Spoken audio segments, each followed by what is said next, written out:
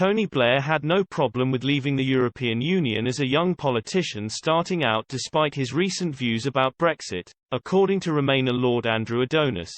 Speaking on the Prime Minister's podcast, Labour peer Lord Adonis revealed how as a young left-wing member of the Labour Party, former Prime Minister Tony Blair did not have an issue with the concept of Britain leaving the European Union either in public or in private. The revelations continued as Lord Adonis explained how Mr. Blair's views were as a result of his desire to fall in favour of then Labour leader Michael Foot. Lord Adonis said, "Michael was the son of a Liberal. His father was a very long-standing West Country Liberal and indeed his brothers remained Liberal. He was Oxford as well and I think he saw a kind of soulmate with Tony."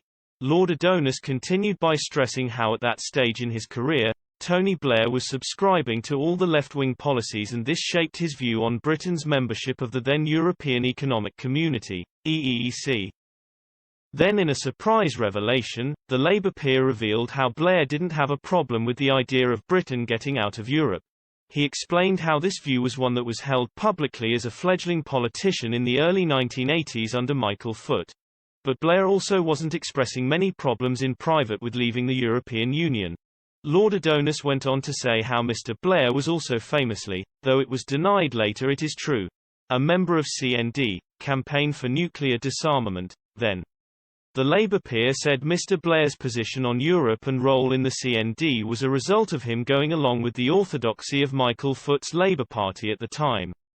He concluded how ultimately this move by Mr. Blair was what enabled Michael Foot to support him and enabled him to become a candidate at the age of 30.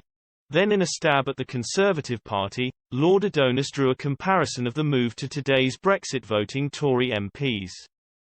He claimed, "It's a bit like, you have to be a Brexiteer, if you're a Tory now. And I know plenty of Tories, you know plenty of them too.